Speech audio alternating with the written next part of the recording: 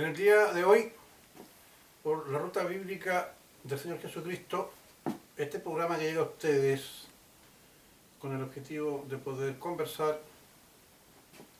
a través de estudios bíblicos o conferencias sobre la ruta bíblica del Señor Jesucristo y también poder instruirlos en los rudimentos del Evangelio a través de su santa palabra. Quisiera compartir con ustedes una vez más hoy día un tema que hemos titulado Ejercitados en la piedad. Ejercitados en la piedad.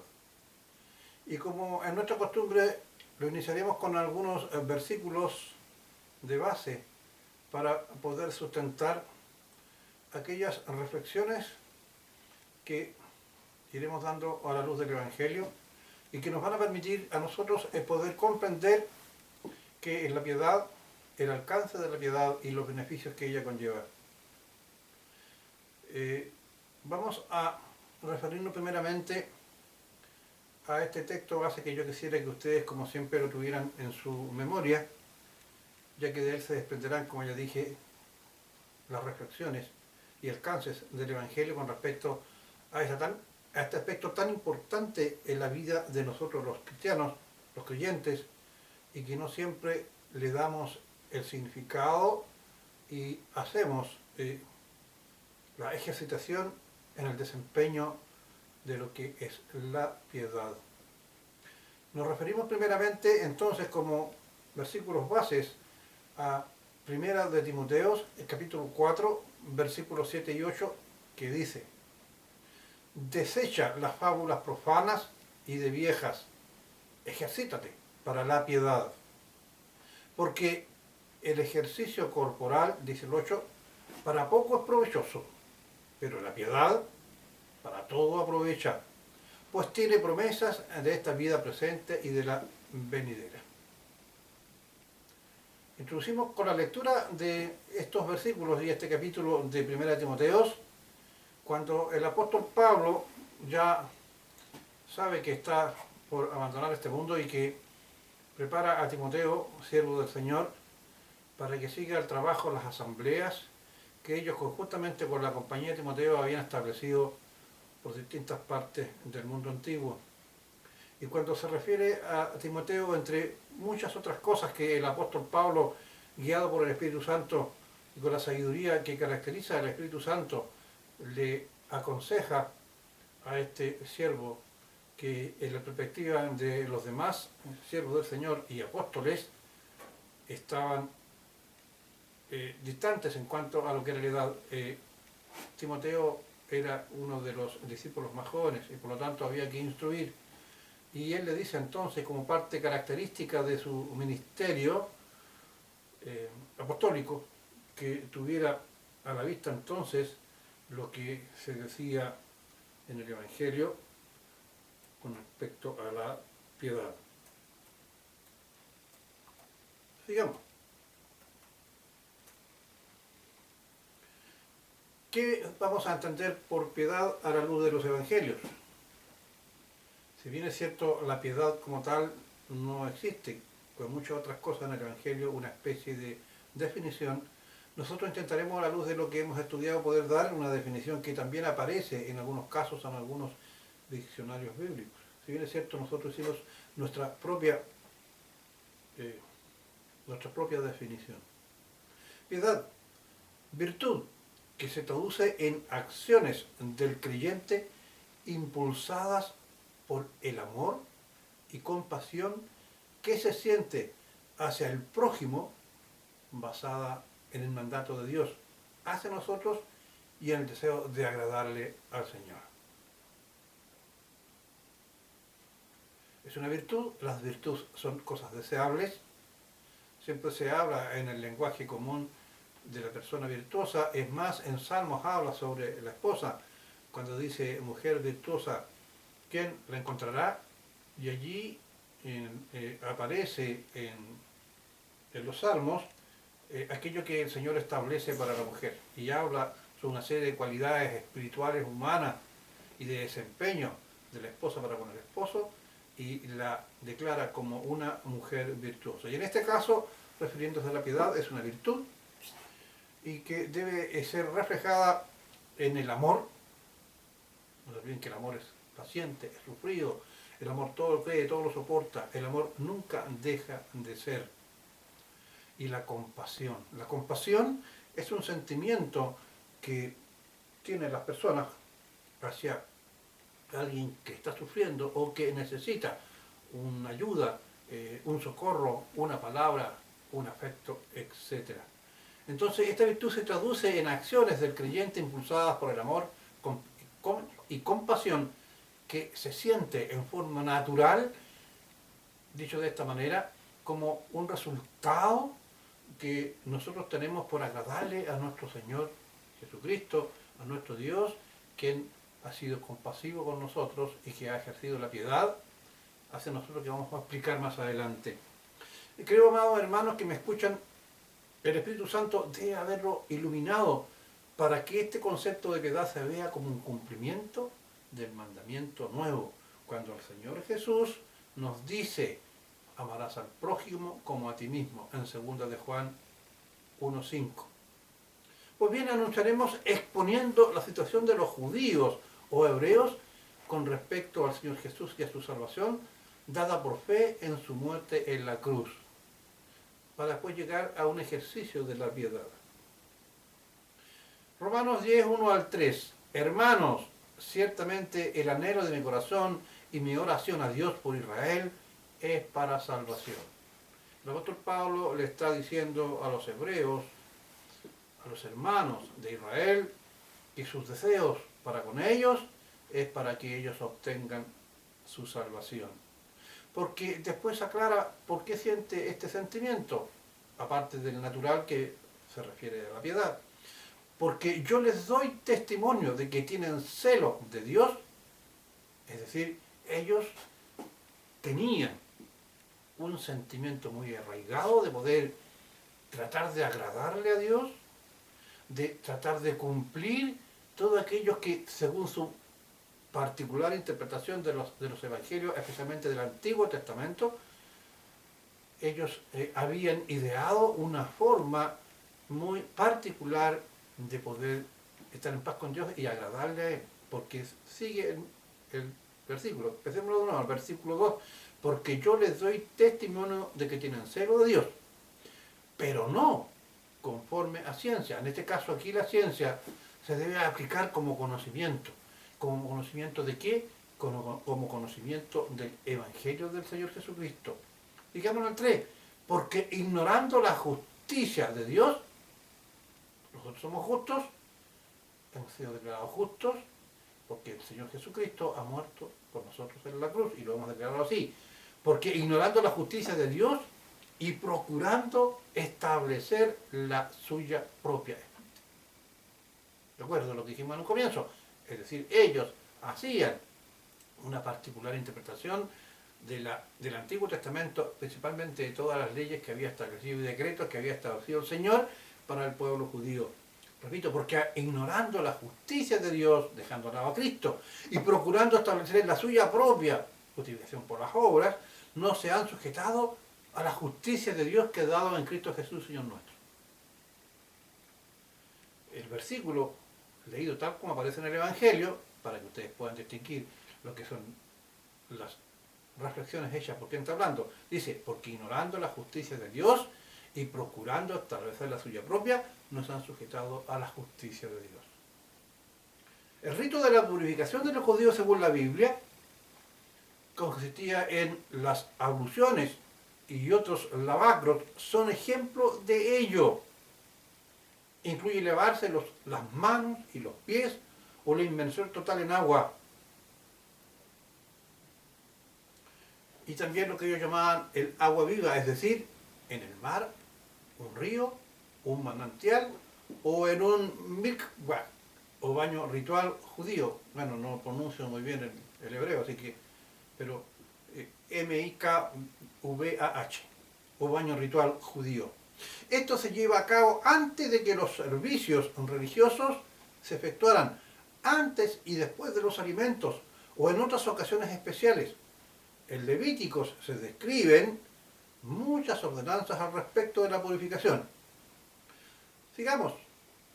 Citamos ahora en Romanos 10:4. Porque el fin de la ley es Cristo, para la justicia a todo aquel que cree. ¿Ve? Delante decíamos que ellos habían dejado de lado la justicia. Y aquí se está diciendo, en Romanos, Pablo está diciendo que la justicia de todos es el sacrificio del Señor Jesucristo a quien cree en aquel sacrificio vicario efectuado en la cruz. Y luego en Efesios capítulo 2, versículos 8 y 9. 8. Porque por gracia sois salvos por medio de la fe. Gracia, ya lo hemos explicado muchas veces, es recibir algo sin merecerlo, es un acto de recibimiento, es un acto de aceptación de parte del que recibe. ¿Qué acepto y qué recibo? Acepto la muerte del Señor Jesucristo por mí, quien pagó los pecados, y que recibo la salvación. ¿Y eso por medio de qué? Por la fe. La fe es aquello el cual nosotros no hemos visto, pero creímos. Y nosotros creímos que el Señor Jesucristo murió por mí y por ti en la cruz. Repito, Efesios 8. Porque por gracia sois salvos por medio de la fe, y esto no de vosotros, pues un don, una dádiva, una entrega de Dios, quien entrega a su Hijo para expiación de nuestros pecados y muerte en la cruz por nosotros. Y después dice, remachando o aclarando o dándole una firmeza a lo dicho en el versículo anterior, no por obras, o sea, lavacros, días sábados, etcétera, no por obras para que nadie se gloríe. Entonces, el fin de la ley es Cristo. Pero ojo, aquí debemos aclarar algo, como ya lo hemos hecho en otras oportunidades. La ley ha sido abrogada, es decir, para el asunto de la salvación, para la redención, para estar en paz con el Señor, para vivir con Él eternamente, ya la ley ha sido abrogada, ha sido dejado de lado por un nuevo pacto, que es la ley en la muerte en Cristo Jesús, que nos otorga la gracia. Sin embargo, aquí se hace necesario aclarar que el versículo 9, que ya hemos efectuado, como dije, en estudios más detallados al respecto, al rol de la ley y la derogación, pero aquí insistiremos que el no por obras no significa una especie de libertad, o como decimos en Chile, un chipe libre para hacer y vivir en plena concupiscencia, como hacen los del mundo. La ley nos acusa si nosotros llevamos una vida mundana no sujeta justamente a lo que esta ley prohíbe.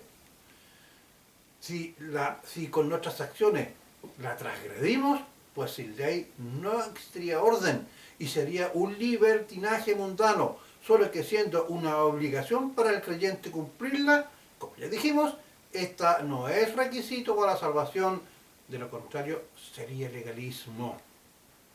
Es decir, agregar al sacrificio del Señor Jesucristo, único y todo suficiente para la salvación, las obras de la ley, es decir, el ejercicio del cuerpo, porque no es por medio de la ley, sino que esta ley queda para poder saber o para observancia del pecado. Yo sé que estoy pecando porque me ha dicho no matarás, no robarás, no tendrás la mujer de tu prójimo, etc. Entonces, por medio de la ley queda la observancia del pecado.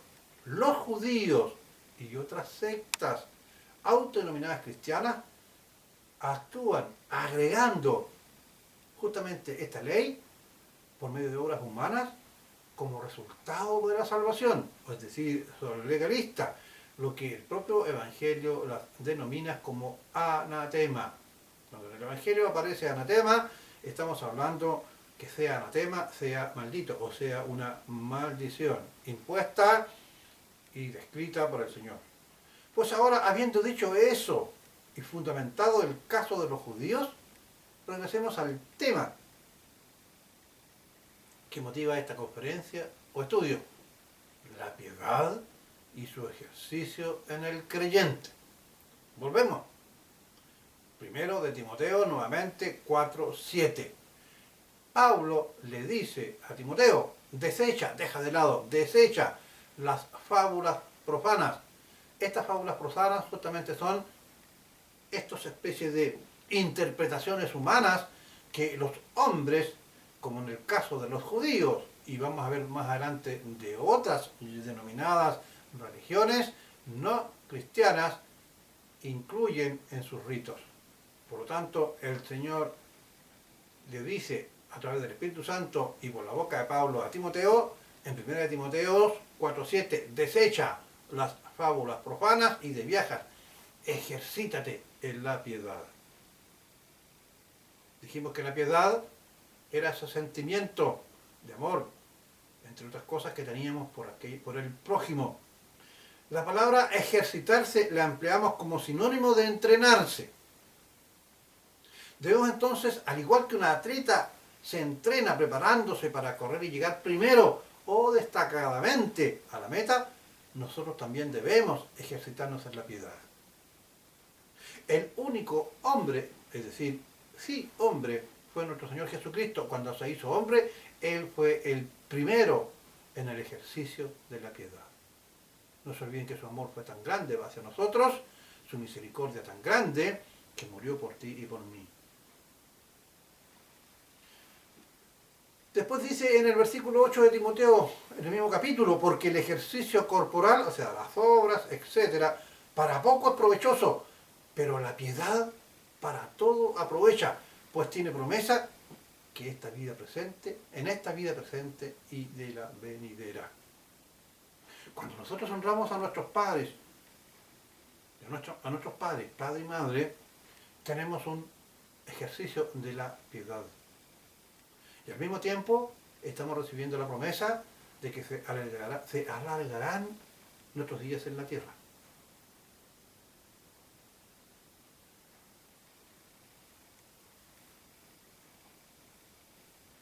Aquí volvemos a enfatizar que piedad, virtud, que se traduce en acciones del creyente impulsadas por el amor y compasión que se siente hacia el prójimo, basada en el mandato de Dios, un mandato de Dios hacia nosotros y en el deseo de que tenemos que agradar al Señor. Muchos creyentes jóvenes y adultos no ejercitamos la piedad ni la aplicamos. Por ejemplo, lo que nos ocurre cuando analizamos la religión judía, que niega la existencia de nuestro Señor Jesucristo. Nos mofamos o nos reímos de ello y le echamos feamente en cara: ustedes mataron al Señor Jesús. Pero recordemos el pasaje anterior de Pablo que decía que ellos, los judíos, querían cumplir con el Señor. Equivocadamente sí, pero ello no nos autoriza a nosotros para ser agresivos. La piedad, por ejemplo, hacia los judíos, nos debe impulsar a explicarles con amor, con tolerancia, con respeto, de acuerdo con la palabra del Señor, lo equivocado de su proceder y que Dios les llama a creer en Cristo, en el Cristo de la cruz. Otro tanto nos ocurre con los católicos romanos. Ellos buscan y quieren amar a Dios en ese mismo contexto de ser fervorosos, pero se desvían del mandato bíblico e incluyen a la obra de la intersección a santos, al Papa que lo consideran infalible, a la tradición y otros ritos, olvidándose de que el fin de toda obra anexa a la salvación está absolutamente prohibida y ha sido reemplazada efectiva y únicamente por la obra de nuestro Señor Jesucristo. En la práctica el catolicismo no es un cristianismo, porque todo aquel que no reconoce que el Señor Jesucristo vino en carne y que murió por nosotros para salvarnos, ese espíritu no es del Señor.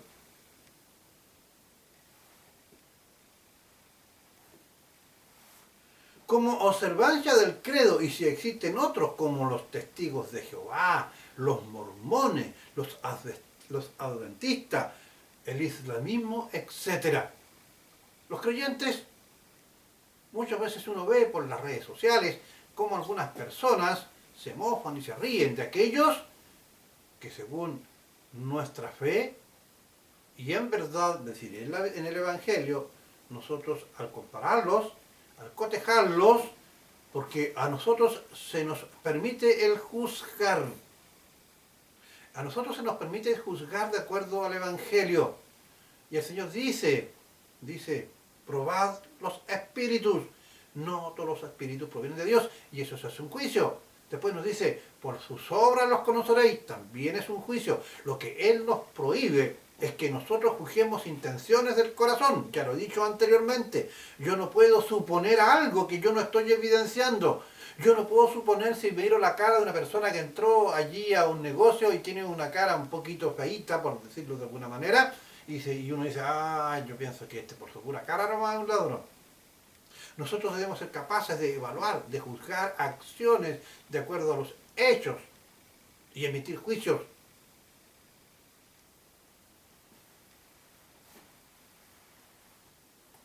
Pues bien,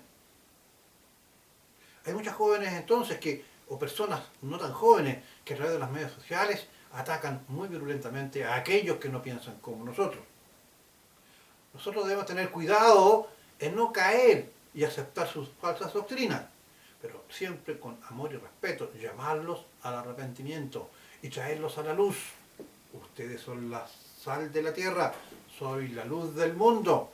¿Y qué luz y qué sal somos si somos agresivos? No practicamos la piedad.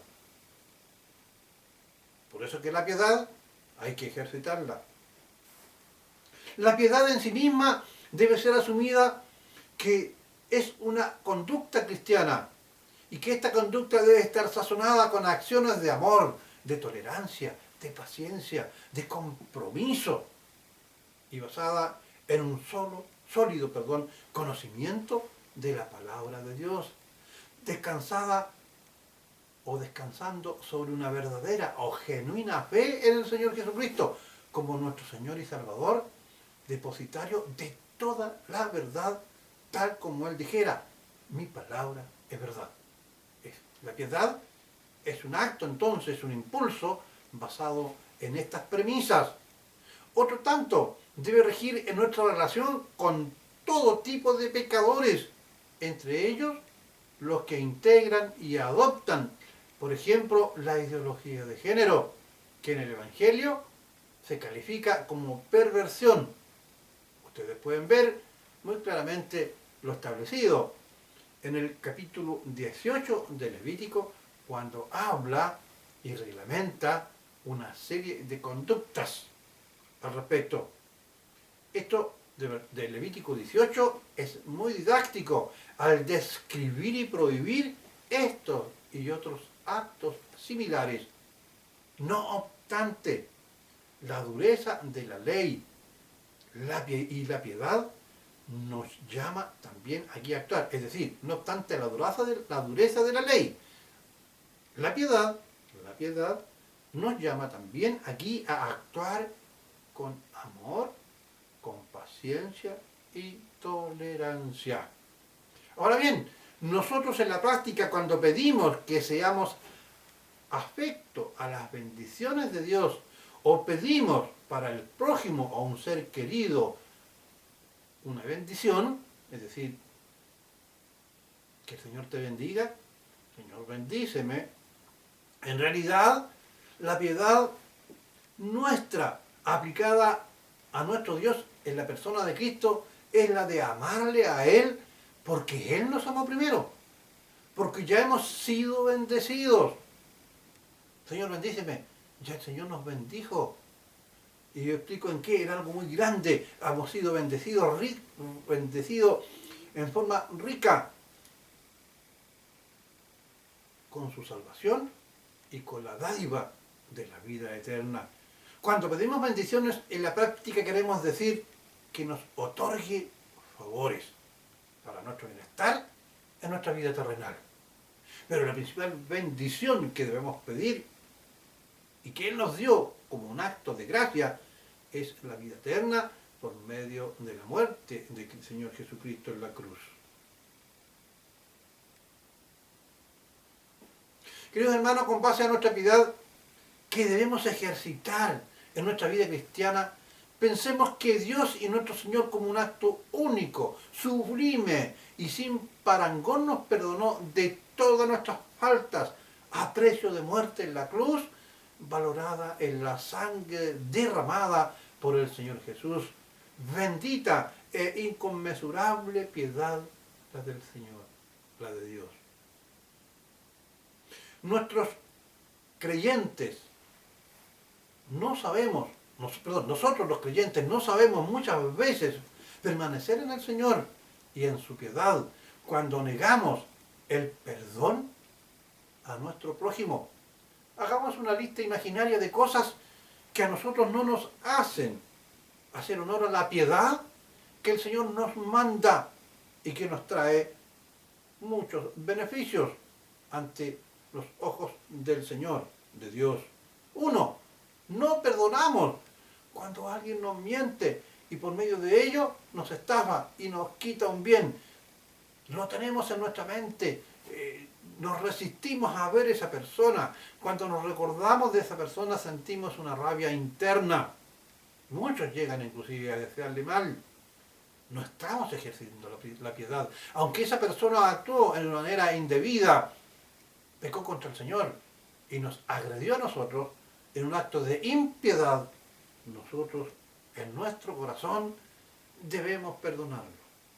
Y si esa persona se acerca a nosotros y nos pide perdón y viene arrepentido y nos damos cuenta que él dejó de hacer esas prácticas, aunque no pueda devolvernos lo que nos estafó, debemos concederle el perdón, porque en eso está ejercitada la piedad. Si el Señor nos perdonó a precio de su sangre y de la muerte, ¿por qué nosotros no podemos hacer un acto de piedad y perdonar? 2.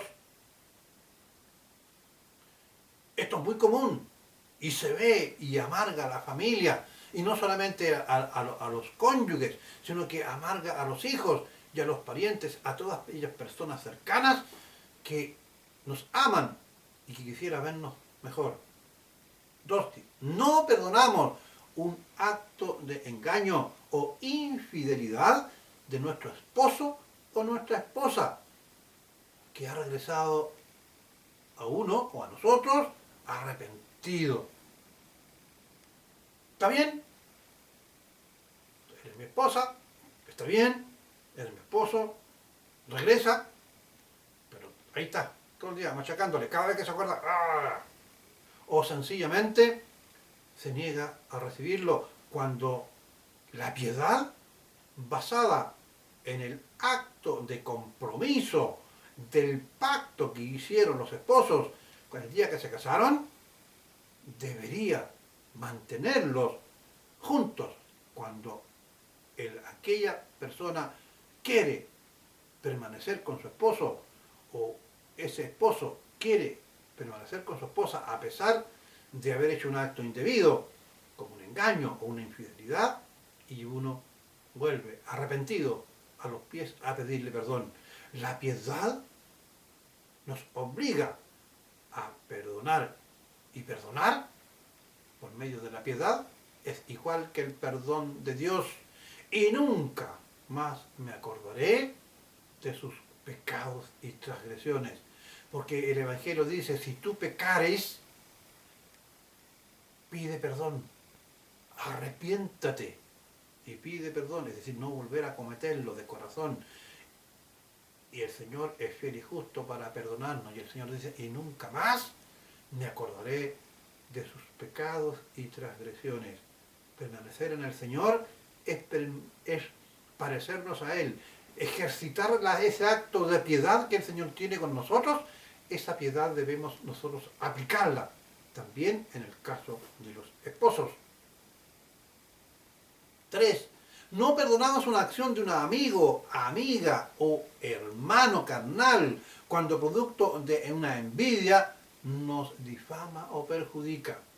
Ahí estamos. Aunque no se lo confesemos, pero el Señor ve las intenciones del corazón. El único que puede juzgar las intenciones del corazón de un ser humano, producto de su propia creación, es el Señor, porque el Señor conoce, dice el Evangelio, aún lo profundo del corazón.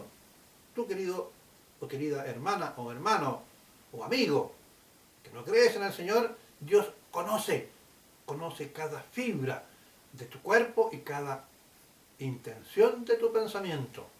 Nosotros no somos llamados a juzgar, porque cuando el Señor dice, por la vara que mide seráis medido, no juzguéis para que no seáis juzgados, no nos prohíbe el juzgar, sino que se está refiriendo, si ustedes leen bien el capítulo donde habla en ese contexto, nos está diciendo cuando nos dice, hipócrita, si tú vas a juzgar a tu hermano y tienes una viga, ¿cómo le vas a sacar la pajita o la mota? Sácate primero la viga y después anda y habla con tu hermano.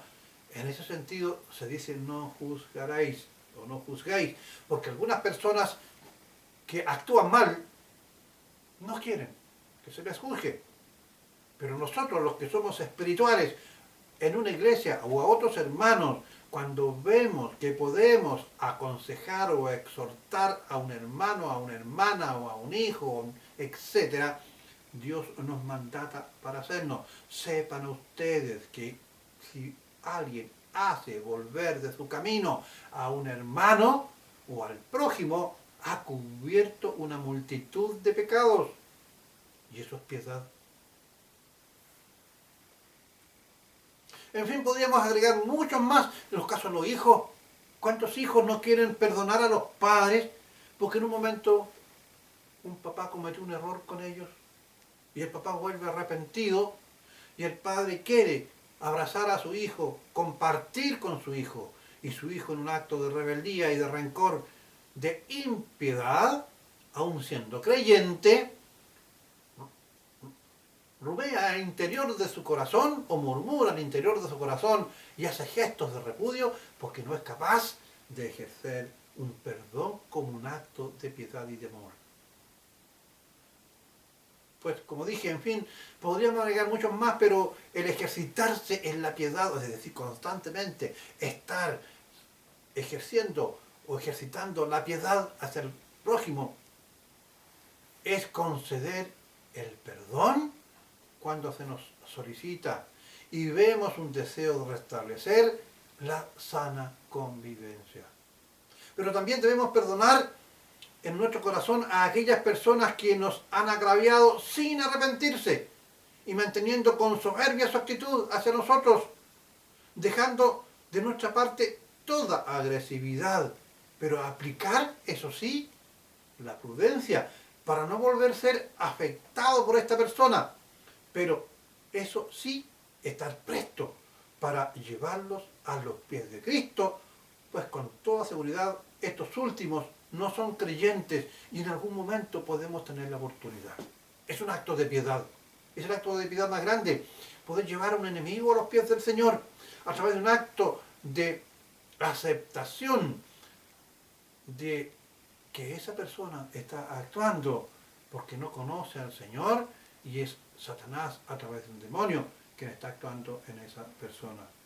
Cuando el Señor nos llama a juzgar hechos, como ya dije recién, nos dice, por sus hechos los conoceréis. Y luego también dice, probar los espíritus si son de Dios. Queridos hermanos, solo Cristo y su Evangelio, que es un Dios de amor y de piedad, pide perdón al Padre por sus verdugos antes de morir en la cruz. Él ama a los suyos cuando ora en Getsemaní. Ama a los pecadores en Juan 3:16, cuando dice porque de tal manera amó Dios al mundo. Él fue un varón de dolores, experimentado en quebrantos y ejercitado en la piedad, dice el Evangelio.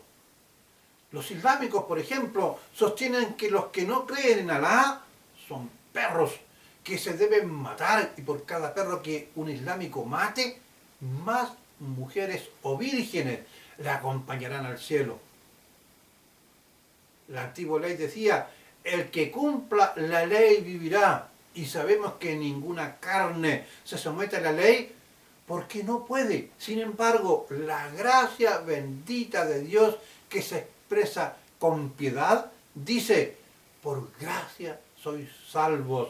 Y pregunta, ¿por qué no queréis venir a mí con plena libertad? Querida alma que me escucha, si todavía no crees ni te has entregado a Dios, debes saber que hoy es el tiempo aceptable. Debes entender o comprender que Cristo murió por ti en la cruz para perdón de todos tus pecados. Dile con tu boca en oración y con pleno corazón, Señor, creo en ti, me arrepiento, sálvame, quiero ser tu hijo. Este es un acto voluntario que debe salir de tu propio corazón con tus propias palabras.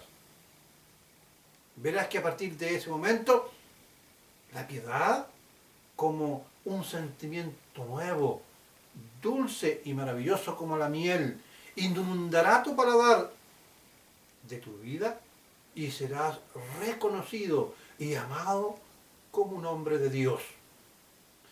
A ti, querido hermano creyente, que has permanecido fiel como la iglesia de Filadelfia, ejercitándote en la piedad como quien se apodera de la piedra preciosa más fina, que es el Señor Jesús. Y siguiendo su ejemplo, iluminas y sazonas el mundo a través de ella, ejercitándote en la piedad.